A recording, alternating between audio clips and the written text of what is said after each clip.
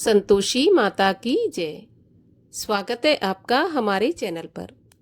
आज की इस वीडियो में आप सुनेंगे संतोषी माता व्रत की कथा। शुक्रवार को किया जाने वाला संतोषी माता का व्रत सभी कामनाओं को पूर्ण करने वाला है। तो सभी प्रकार की व्रत कथाएं सुनने के लिए और हमसे जुड़े रहने के लिए आपको हमारे चैनल को सब्सक्राइब करके बेल आइकन को प्रेस करना है।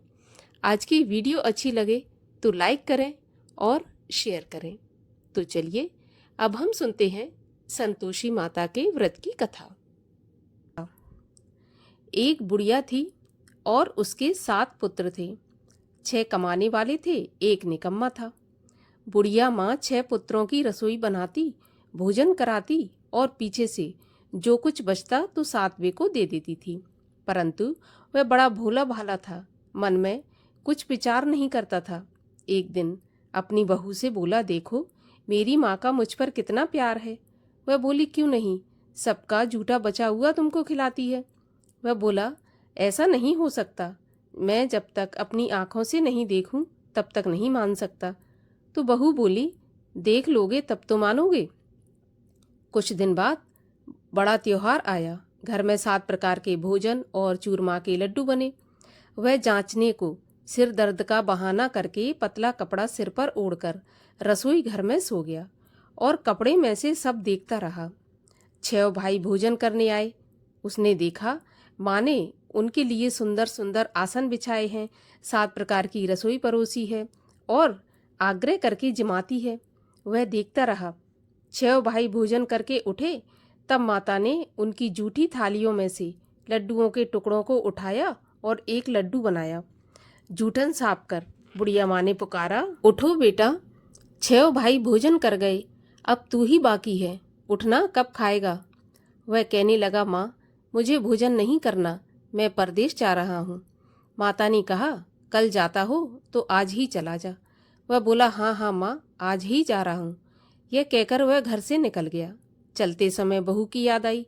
वह गौशाला में उपले थाप रही थी। वहीं जाकर उससे बोला, हम जावें परदेश को, आवेंगे कुछ काल, तुम रहियो संतोष से, धर्म आपनो पाल।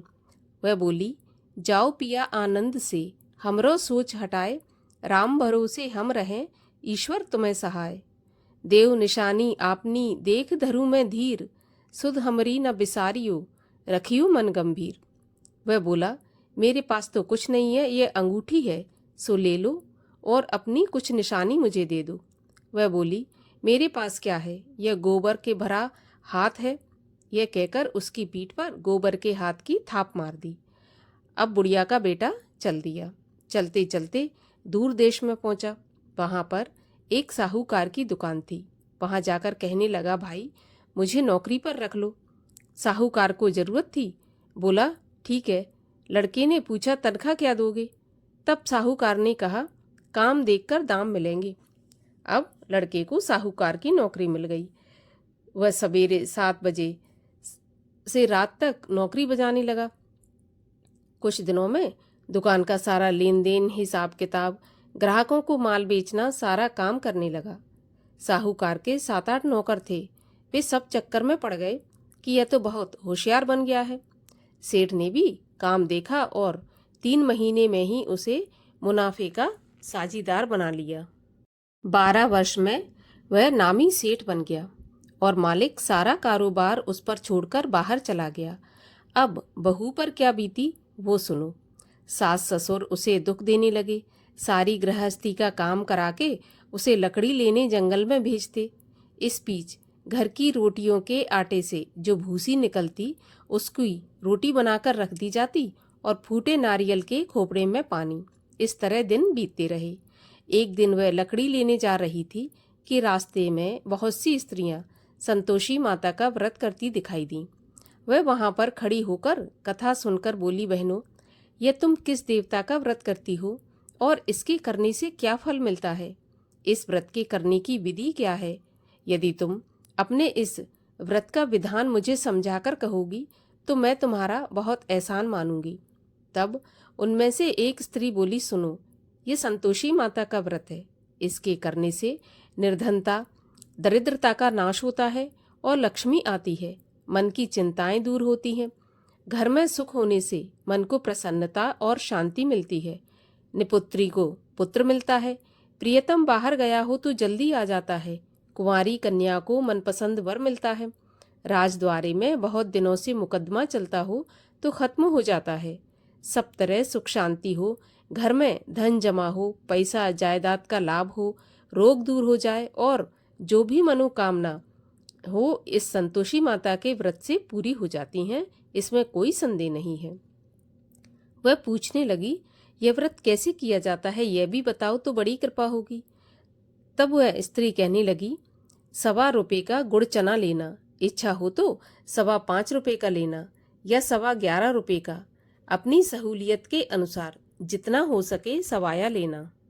1.25 रुपये से 5.25 रुपये तथा इससे भी ज्यादा शक्ति और भक्ति के अनुसार लें। हर शुक्रवार को निराहार रहकर कथा कहना या सुनना, इसके बीच क्रम टूटे नहीं। लगातार नियम पालन करना। सुनने वाला कोई न मिले तो घी का दीपक जलाकर उसके सामने जल के लोटे को रख के कथा कहना, परंतु नियम न टूटे। जब तक कार्य सिद्ध न हो नियम पालन करना और कार्य सिद्ध हो जाने पर ही व्रत का उद्यापन करना। 3 मास में माता पूरा फल प्रदान करती है। यदि किसी के खोटे ग्रह हों तो भी माता 1 साल में अवश्य कार्य को सिद्ध करती हैं। कार्य सिद्ध होने पर ही उद्यापन करना चाहिए, बीच में नहीं। उद्यापन में 2.5 सेर आटे का खाजा, इसी नाप से खीर तथा चने का साग बनाना, 8 लड़कों को भोजन कराना, जहाँ तक मिले देवर जेठ भाई बंधु कुटुंब के लड़के लेना, अगर नहीं मिले तो रिश्तेदारों और पड़ोसियों के लड़के बुलाना, उन्हें भोजन कराना, यथाशक्ति दक्षिणा देकर माता का नियम पूरा करना। उस दिन घर में कोई खटाई न खाए, इस बात का ध्यान रखना। यह सुनकर बुढ़िया के लड़के की बहू चल दी। रास्ते में लकड़ी के बोझ को बेच दिया और उन पैसों से गुड़ चना लेकर माता के व्रत की तैयारी करके आगे चली और सामने मंदिर देखकर पूछने लगी, यह किसका मंदिर है?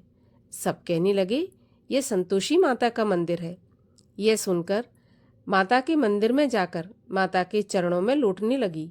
दीन होकर विनती करने लगी, माँ, मैं निपट मूर्ख हूँ, व्रत के नियम कुछ नहीं जानती, मैं बहुत दुखी हूँ। हे माता जगत जननी, मेरा दुख दूर कर, मैं तेरी शरण में हूँ।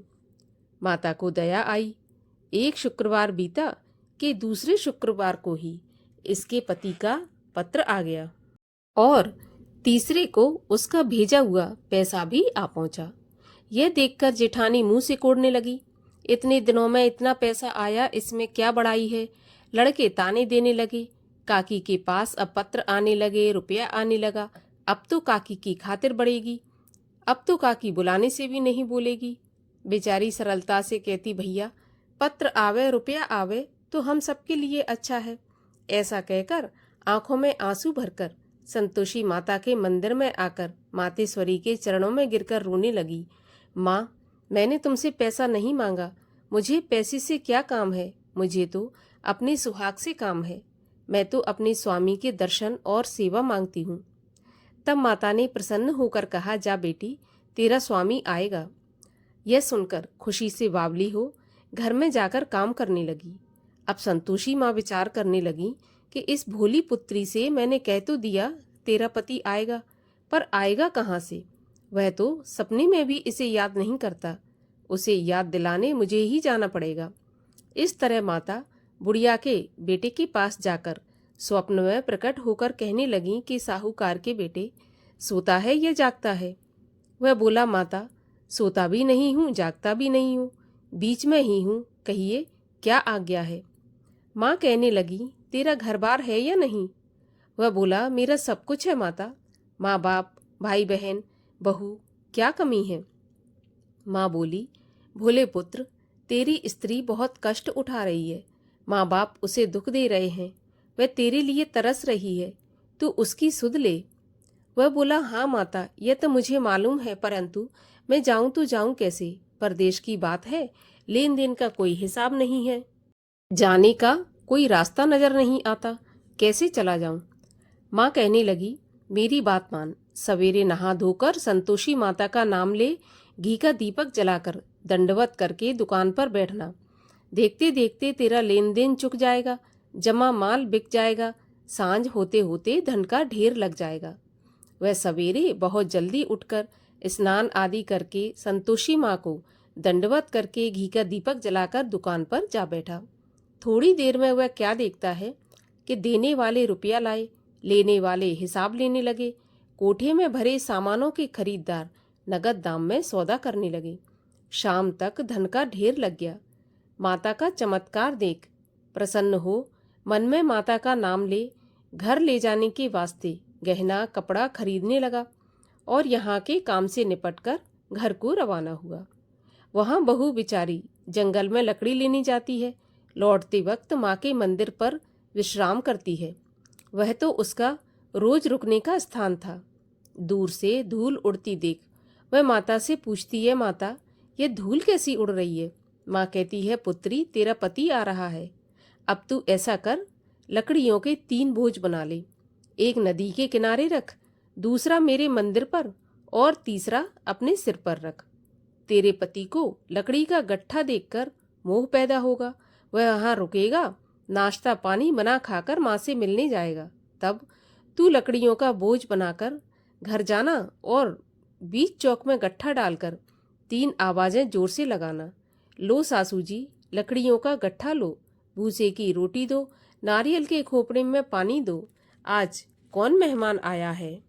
माँ की बात सुनकर बहू बहुत अच्छा माताजी कहकर प्रसन्न हो लकड़ियों के 3 गट्ठे ले आई। एक नदी के तट पर, एक माता के मंदिर पर रखा। इतने में ही एक मुसाफिर आ पहुंचा। सूखी लकड़ी देख उसकी इच्छा हुई कि अब यहीं पर विश्राम करें और भोजन बना खाकर गांव जाए।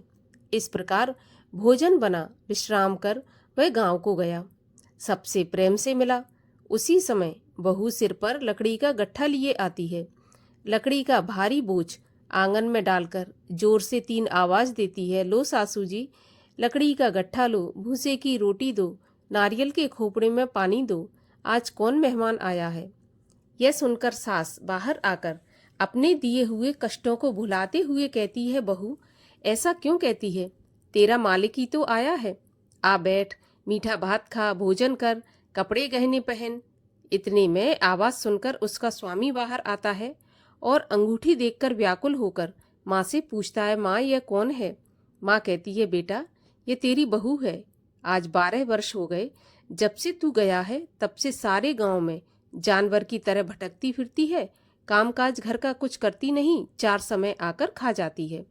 अब तुझे देखकर भूसे की रोटी और नारियल के खोपरे में पानी मांगती है। वह लज्जित होकर बोला, ठीक है माँ, मैंने इसे भी देखा है और तुम्हें भी देखा है, अब मुझे दूसरे घर की चाबी दो तो मैं उसमें जाकर रहूँगा। तब माँ बोली, ठीक है बेटा, जैसी तेरी मर्जी। यह कहकर माँ ने चाबी का गुच्छा पटक दिया। उसने चाबी लेकर दूसरे कमरे में, जो कि तीसरी मंजिल के ऊपर था, खोलकर सारा सामान जमाया। एक दिन में ही वहां राजा के महल जैसा ठाट बाट बन गया। अब क्या था, वे दोनों सुखपूर्वक रहने लगे। इतने में अगला शुक्रवार आया। बहू ने अपने पति से कहा, मुझे माता का उद्यापन करना है। पति बोला, बहुत अच्छा, खुशी से करो। वह तुरंत ही उद्यापन की तैयारी करने लगी। जेठ के लड़कों को भोजन के लिए कहने गई। उन्होंने मंजूर किया, परंतु जेठानी ने अपने बच्चों को सिखा दिया कि देखो, भोजन के समय सब लोग खटाई मांगना, जिससे इसका उद्यापन पूरा न हो। लड़के खाना खाने आए, खीर तो पेट भर कर खाई, परंतु याद आते ही कहने लगे, हमें कुछ खटाई खाने को दो, खीर खाना हमें नहीं भाता, देखकर अरुचि होती है। बहू कहने लगी, खटाई किसी को नहीं दी जाएगी, यह तो संतोषी माता का प्रसाद है। लड़के तुरंत उठकर खड़े हो गए और बोले, पैसे लाओ। भोली बहू कुछ जानती नहीं थी, सो उन्हें पैसे दे दिए। लड़के उसी समय जाकर के इमली लेकर खाने लगे। यह देखकर बहू पर माता ने कोप किया।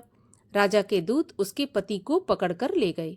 जेठ जेठानी मनमाने खोटे वचन कहने लगे। लूट लूट कर धन इकट्ठा करके लाया था, सो राजा के दूत पकड़कर ले गए।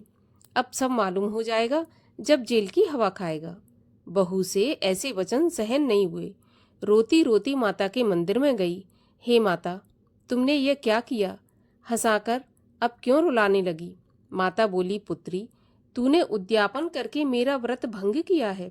इतनी जल्दी सारी बातें भुला दी। वह कहने लगी, माता, भूली तो नहीं हूँ, ना ही कुछ अपराध किया है।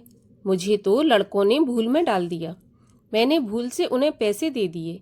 मुझे क्षमा कर दो माँ। माँ बोली, ऐसी भी कहीं भूल होती है? वह बोली, माँ, मुझे माफ़ कर दो, मैं फिर तुम्हारा उद्यापन करूँगी।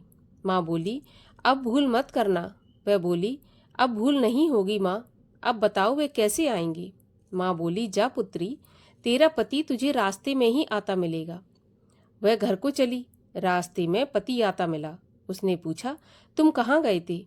तब वह कहने लगा, इतना धन कमाया है, उसका टैक्स राजा ने मांगा था तो वही भरने गया था। वह प्रसन्न होकर बोली, भला हुआ, अब घर चलो। कुछ दिन बाद फिर शुक्रवार आया।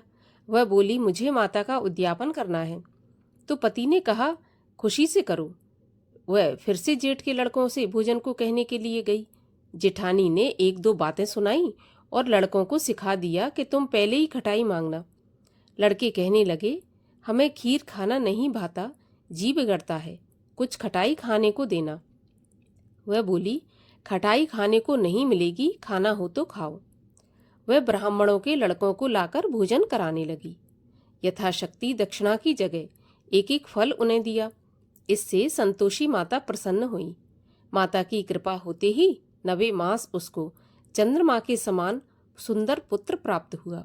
पुत्र को लेकर प्रतिदिन माताजी के मंदिर में जाने लगी। माँ ने सोचा, यह रोज आती है, आज क्यों न मैं ही इसके घर चलूं, इसका आसरा देखूं तो सही। यह विचार कर माता ने भयानक रूप बनाया। गुड़ और चने से सना मुख, ऊपर से सूंड के समान होंठ, उस पर मक्खियां भिनभिना रही थीं। दहलीज में पांव रखते ही उसकी सास चिल्लाई, देखो रे, कोई चुड़ैल आ रही है, लड़कों इसे भगाओ नहीं तो किसी को खा जाएगी। लड़के डरने लगे और चिल्लाकर खिड़की बंद करने लगे। छोटी बहू रोशनदान से देख रही थी। प्रसन्नता से पगली होकर चिल्लाने लगी, आज मेरी माता मेरे घर आई हैं। यह कहकर बच्चे को दूध पिलाने से हटाती है। इतने में सास का क्रोध फूट पड़ा। बोली, देखो कैसी उतावली हो रही है जो बच्चे को पटक दिया। इतने में माँ के प्रताप से जहाँ देखो वहाँ लड़के ही लड़के नजर आने लगे। वह बोली, माँ जी, मैं जिनका व्रत करती हूँ यह वही संतोषी माता है। इतना कहकर झट से सारे घर के किवाड़ खोल दिए। सबने माता के चरण पकड़ लिए और विनती कर कहने लगे, माता, हम मूर्ख हैं, हम अज्ञानी हैं, पापी हैं। आपके व्रत की विधि हम नहीं जानते। आपका व्रत भंग करके हमने बहुत बड़ा अपराध किया है। हे माता, आप हमारा अपराध क्षमा करो। इस प्रकार माता प्रसन्न हुई। माता ने बहू को जैसा फल दिया वैसा सबको दें। जो यह कथा पढ़े या सुने उसका सभी मनोरथ पूर्ण हो। बोलो संतोषी माता की जय। संतोषी माता की आरती। जय संतोषी माता, मैया संतोषी माता, अपने सेवक जन की सुख संपत्ति दाता। जय संतोषी माता, सुंदर चीर सुनहरी, माँ धारण कीनो, हीरा पन्ना दमके, तन श्रृंगार लीनो। जय संतोषी माता, गेरू लाल छटा छवि, बदन कमल सोहे, मंद हसत करुणामयी, त्रिभुवन मन मोहे। जय संतोषी माता, स्वर्ण सिंहासन बैठी, चवर ढुरे प्यारे, धूप दीप मधुमेवा, भोग धरे न्यारे। जय संतोषी माता, गुड़ और चना परम प्रिय, ताम संतोष कियो, संतोषी कहलाई, भक्तन वैभव दियो जय संतोषी माता। शुक्रवार प्रिय मानते आज दिवस सोही, भक्त मंडली आई कथा सुनत मोही। जय संतोषी माता। मंदिर जगमग ज्योति मंगल ध्वनि छाई। विनय करें हम बालक चरणन सिर नाई। जय संतोषी माता। भक्ति भाव में पूजा अंगीकृत की जय। जो मन बसे हमारे इच्छित वर दी। जय जय संतोषी माता। दुखी दरिद्री रोगी संकट मुक्त किए। बहुधन धान्य भरे घर सुख सौभाग्य दिए। जय संतोषी माता। ध्यान धरो जो नर तेरो मन वांछित फल पायो।